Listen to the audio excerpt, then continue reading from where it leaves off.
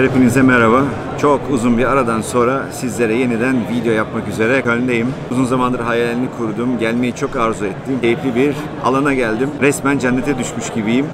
Otomobilimde yer alan önemli markaların standları var. Yer almasını istediğim güzel markaların standları var. Yarış otomobili hazırlarken ihtiyaç duyabileceğiniz tüm komponentlerin hepsini içeren markalar var. Amacım hem teknolojiyi, yeni gelişmeleri takip etmek, yeni ürünleri görmek ve Sizler'a ve hatta yeni projeme neler yapabileceğimi görmek ve tabii bunun yanında da yapabiliyorsak da sponsorluklar, bunları elde etmek. Tabii ki burada iyi markalar var. Yabancılarla sponsorluk kurmak bizim Türk firmalarıyla kurmaktan çok daha kolay, çünkü onlar daha vizyonlu oluyorlar ve sizin yapmış olduğunuz işe saygı duydukları için ve otomotiv sektöründe oldukları için bu tarz sponsorluklara açık olarak %100 sponsor olmasalar da %50, %30, %40 ne bileyim çeşitli iskontolar yapıp sizin markayı taşımanızı ve ön plana çıkarmanıza destek oluyorlar. İşte ben de bugün buradayım ve bir şekilde sizlere benim baktığım ve sevdiğim hayatın cennetinden güzel bir görüntü sergilemek istiyorum. Artık beni fazla görmeyin, direkt standları görün. Motorsporları dünyasına hoş geldiniz.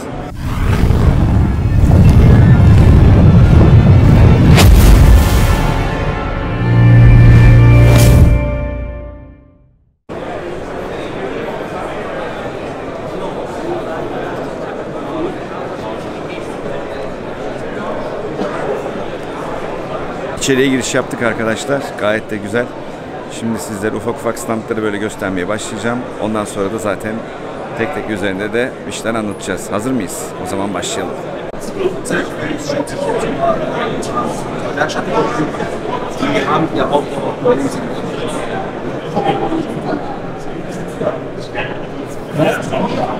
Şu an Atomik firmasındayım. İstanbul'da. Özele gelsin. Ankara lastikleri. Burada çeşitli motorlar var.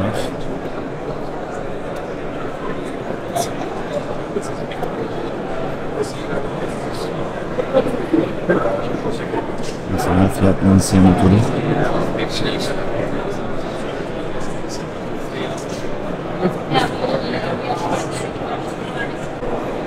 Evet, Japon arabaları içinde yine Yuasa isminde bir firma var. Co Limited, İngiltere bazlı anladığım kadarıyla.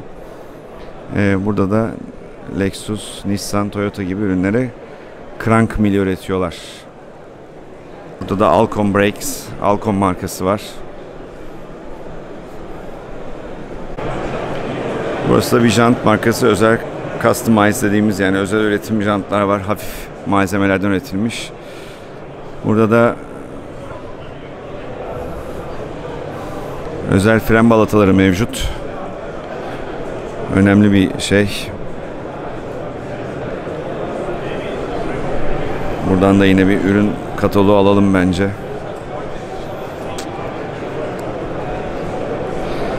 Evet, burada da Hollinger var. Onlar da şanzıman üretiyorlar. Bakın, sıralı şanzımanlar var burada.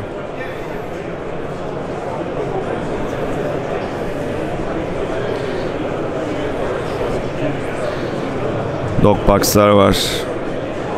Var oğlu var. Bunlarla da şimdi size çekim yaptıktan sonra ayrı ayrı konuşacağım.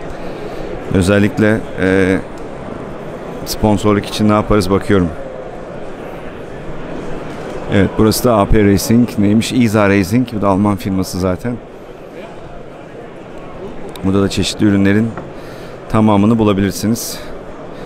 Özel aküler, bütün, yani her şey var ya. Yok. Debriyajlar yıkılıyor. Bunlar pedal kitleri, merkezler, amortisör kovanları, yani şu air jacks'ler.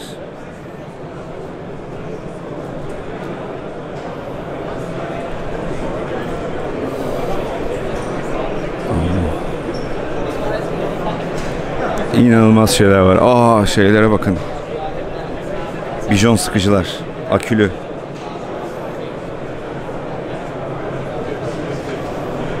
Depo var bir tane. Ya şurası önemli aslında. Burada da şu intercom şeyleri mevcut. Display, ekranlar. Oh, Link Engine Management benim kullandığım beynin standı. Burada da yeni ürünler vardı. Ama burada bakın ne var. Burada 24 saat Le Mans'da yarışan Corvette.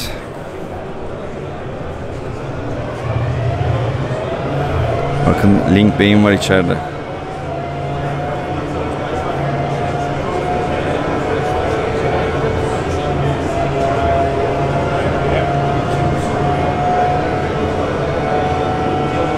Link'in de standı. Burada da G5 yeni ürünü var. Ben standı gezdim önceden. O yüzden şöyle size göstereyim. Burada da simülasyon var ama ciddi güzel bir simülasyona benziyor.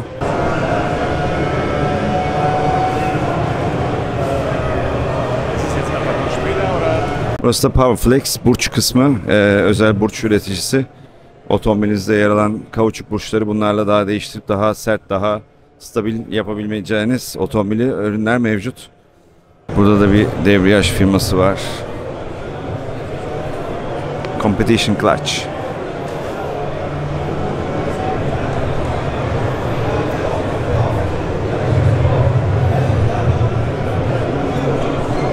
Şimdi Cosworth'un standındayız arkadaşlar. Cosworth farklı bir olay ya. Şuradaki display yıkılıyor.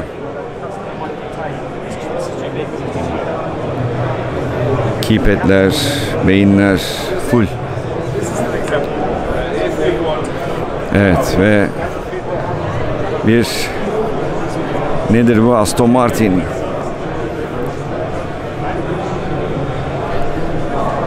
Evet, Aston Martin'in yarış otomobili. Bu street legal üretilen bir otomobildi galiba bildiğim kadarıyla. Bu da çok fena bir otomobil ya. Çok kendini aşmış acayip bir otomobil.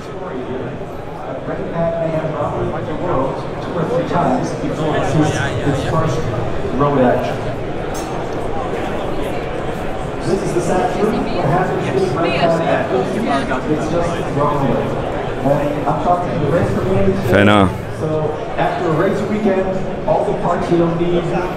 Şey de çok iyi. Direksiyon da süper. Burada da seminerler var. Evet, Bilstein'ın yeri var burada. Burada bir tane AMG'miz var.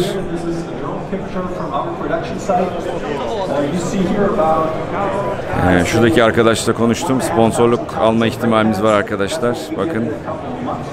Şu arkadaşla zaten snap'ini de atmıştım. Size ürünü de göstereyim. Bilstein amortisörün Evo serisi.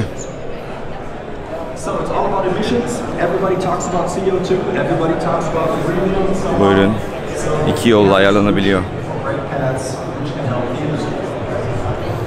Evet, Alman'dan şaşmıyoruz. Burada da yine bir beyin firması var.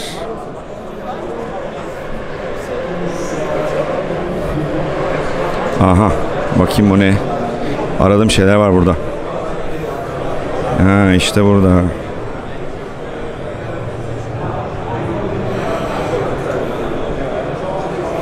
Tamam, aradığım şeyi buldum. Evet, burada da yine ihtiyaç duyulabilecek şeyler var. Alet takımları, yangın söndürücüler, kasklar.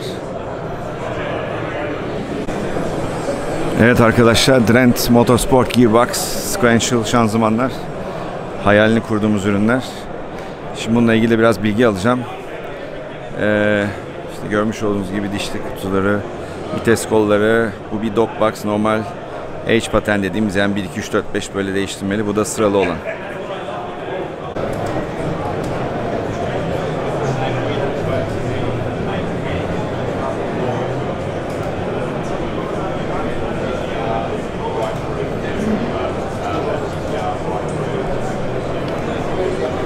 Şimdi Motek standına geldik. Özgüncüm, sen seversin bunu.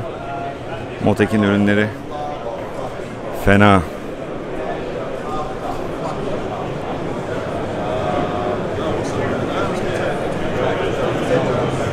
Abi çok güzel şeyleri var ya. Şu ekran nasıl? Efsane, dur yakından bakalım.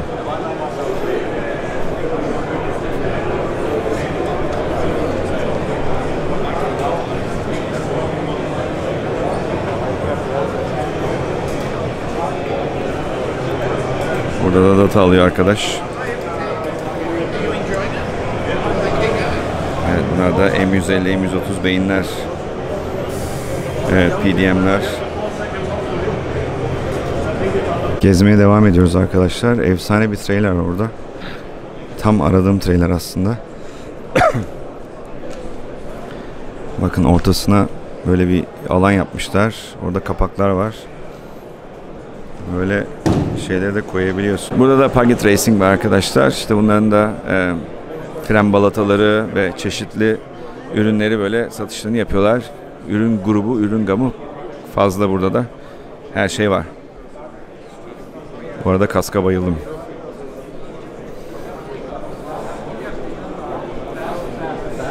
Schubert.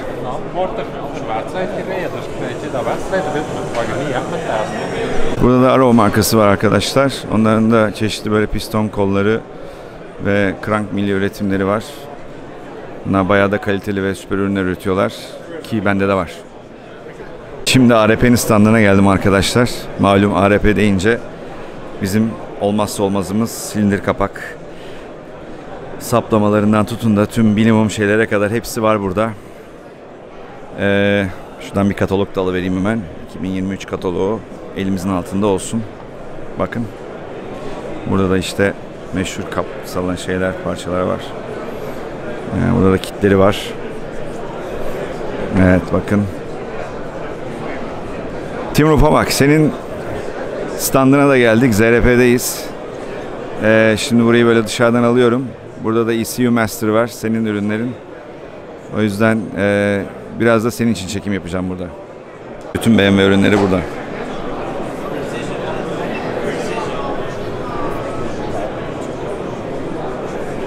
Şimdi ECU Master standındayım arkadaşlar. Sevgili Timur'un Türkiye'ye ithal ettiği ve distribütörünü yaptığı ürünler. Zaten çok fazla anlatmaya gerek yok. Yaşıyorsunuz.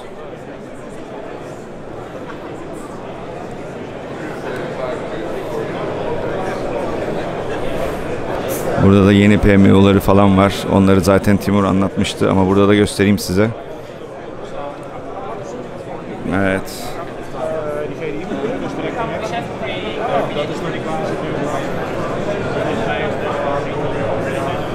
Buna bayağı büyük bir sistem yapmışlar burada.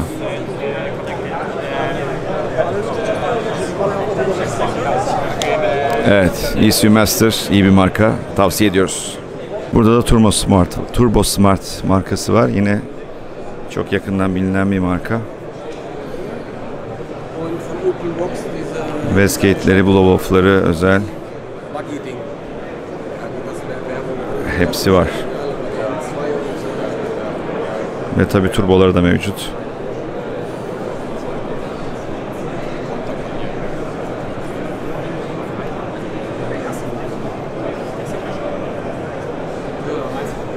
VAC MotorSport'un şu an standına geldim. Yanımda bu firmanın başkanı sevgili Tony var.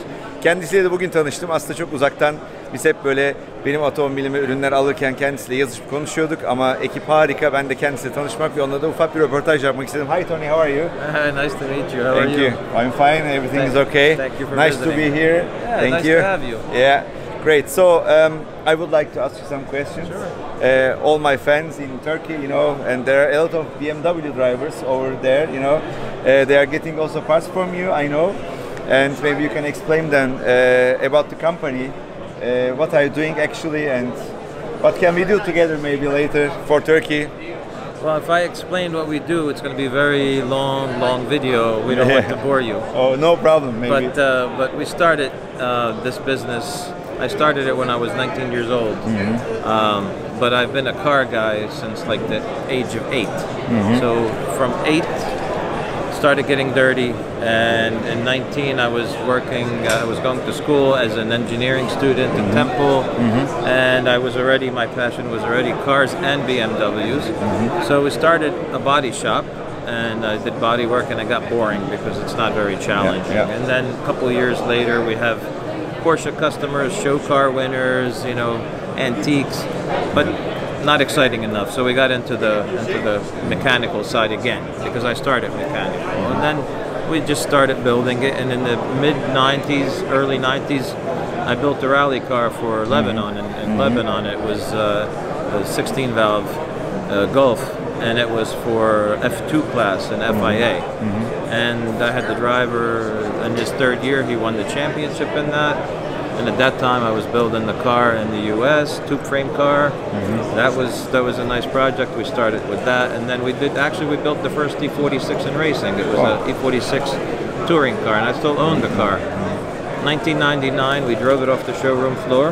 No sunroof. We stripped it, built an engine, and we went. At that time, it was Speed Vision. They had the GT class and the touring class, so we were in the touring class. And fast forward, you know, from then to now. So all we like to do is typically innovate. We like to create solutions for problems. Sometimes we discover the problems ourselves. Sometimes the customers share the problems with us. For example, the oil pump upgrade kit. The way that part was born was... I have one of these, by the way. Yeah, well, let me tell you, we had an engine failure in the touring car, and I believe it was 2000 or 2001. We were running that car in Las Vegas. Davy Jones, the ex-IndyCar driver, was driving it, and he had an oil pump failure. Like, he was, like, all of a sudden, engine died, engine is gone. We bring it back home, the shaft was sheared. Said, okay, we have to make a solution, and that's when that solution was born. Same thing, you know, Vanos elimination kits. I mean, you know, now it's not a problem because there's a lot of ECUs can control them, but back then ECUs couldn't. So we made Vanos elimination kit. Plus, if you're really racing and you're really 6,000 to 8,000 RPM range, about 5,500, you don't need to be down there. So if you don't, then you remove one potential failure. So, you know, they're still popular items. Yeah, I know. So that's basically how, you know, how a lot of the product is born. For example, this guy maybe you here. can explain this block, you know, that's Yeah, sure. also great for me. This is an M50 based billet block. We did S54s and we did M50 based. So the concept here is for people that want to make a lot more horsepower. And the concept of aluminum is when you know, first we keep it thick to keep it nice and strong. But if a rod breaks, normally on a regular engine, the rod comes out of the, you know, you have a window. The rod comes out. In this case, if it breaks, maybe you dent it or maybe it cracks a little, you can weld it and your block doesn't become junk. We also have improvements where we go from 2-bolt to 4-bolt main. So these main caps here, as 4-bolt, they offer a lot more strength. And then what we also do is a detail here you might not see. Right inside there's some bumps, and this is where the cap indexes. So if you look down in here, you can see the air gap. So this allows the cap to index tightly in here. And then, you know, there's also dowels, and then you torque everything, it ties everything together nicely. So this, we have also for, you know, we have added the oiling holes over here. So that makes it, you know, an added bonus. So it's serviceable. Over here you have where the sleeves. In between visit from Brent That's so your partner. Yes, our partner is here. So you know, what works best with these blocks is a Drent gearbox. Yeah, I know that. And maybe you can tell about Drent gearboxes, you know, as I was there, you know, you told me a lot of things, but not in front of the camera. No, not in front of the camera. I'm not so good in cameras, you know. It's but it's a reliable product, it seems. Price-wise as well. So over more than 40 years experience, and well, and it's available. You know, I know. Better with BMW parts. So let me tell you, I just finished telling a customer that I was talking to when you were waiting for me, right? Joost from JR Motorsport. So I was telling him, he asked me how everything got started, and then we mentioned Drent. Well, I started using Drent before I even knew I was using Drent, because the first time I bought a Drent product, I bought gears for a Group A gearbox for a VW Golf, and I bought them from a guy named Lionel Dont, who was one of the popular rally car builders in Belgium. Yep. And in the end, we found out in the end, him and I started talking, and I was telling him about it, and he said, "Oh, you bought Group A gearbox for the VW?" I said, "Yeah." He said, "Well, I make those for Lionel, don't." Yeah, well, but that's so life goes, eh? Yeah. So it's a long relationship. We have a long history. Things happen in life sometimes, and then Johan and I both knew that at some point we'll get the opportunity to work closely together, and we basically forged a nice relationship about 5 years ago, and we continue to build on it. So he makes a great product that's reasonably priced. We make great products that are reasonably priced. Unfortunately, maybe some people wouldn't say this on camera, but I will. Some people want a Timex, some people want a Rolex, right? Yeah. Some people, we're not going to be there for everybody because we might not have the price point, whether it's strength or it's VAC. I mean, but if somebody just has reasonable money and wants a good quality product, and on the end, to keep on going with the service level, what we have, we need to earn some money. Otherwise, in the next 2 years, we will die, and you will have no service anymore. And so you have a worthless gearbox, or an engine where you cannot have new converts or pistons or whatever. So there are some possibilities, maybe you can. I don't need them. You can make a special reduction, maybe 50%. Why not? No, on the other hand, that would mean that we make 50% profit because we're selling something below cost price. It cannot happen. Yeah. So we are helping people where we can, but still we are watching at the continuing our company, what we do already for 40 years. Yeah. So I will send my quotation. I think I will wait your offer. I think we have the same opinion about this kind of things. So yeah, I think the best value any company can offer is knowledge, support, and a reasonable price. That's really fair that's price. really reasonable. Must be fair. It's you can't if you start. The thing about it is companies that, and I've heard this from other companies, is that when I would approach them for sponsorship, they say, look, we can only do so much because we build stuff for racers. It's not like I'm building stuff for every Tom, Dick, and Harry, and then a racer once in a while I give them something, but everything we do is for racing, everything we do. So it makes it difficult, but we always want to help make it a little bit more affordable. So we're always going to do what we can, and there's exceptions to every rule. Yes. There's exceptions to every rule, but the timing has to be right. It has to be the right situation. That's how it works for both companies. So Right. to finish first you have to finish. That's how it is now. Pleasure working with you, my friend. Thank you. Thank you very much. No thanks at all. My pleasure. Yeah, thank you very much, both of you. Yep. Thank you. Gördüğünüz gibi önemli iki insanla da sohbetimizi yaptık. Ekip sağlam. Diyorum ya, çok şey öğrenebiliyoruz işte. Güzel bir günün sonuna geldik. Keyifli bir fuar gezisinin yanında bakın kimi gördüm. Sevgili Mevlüt de şu an burada. O da bir Turkish Drifter in Germany hesabı. Evet, Mevlüt'ü zaten tanıyorsunuz onu da. Daha önce İstanbul'a da geldi. Türkiye'de de yarışmak istiyor. Onu da burada görmek keyifliydi. Sohbet ettik. Şimdi beraber yemeğe gideceğiz. Ben de buradan bir kapanış yapayım dedim. Sen de bir şeyler söylesene. Türkiye'ye bol bol selamlar. İnşallah seneye görüşmek üzere. Bekliyoruz seni dört gözle. Mutlaka gel. Evet arkadaşlar, gördüğünüz gibi bir fuarın da sonuna geldik. Çok keyifli bir fuardı. Harika firmalarla tanıştım. Güzel diyaloglar kurduk. Seneye mutlaka bir daha geleceğim. Takipte kalın. Bu videoyu da beğendiyseniz, yorum yapmak isterseniz altına da mutlaka yorumunuzu yapın, like'ınızı atın. Bekliyorum sabırsızlıkla. Bundan sonra yine yeni videolar tam gaz devam edelim. Kendinize iyi bakın. Görüşmek üzere.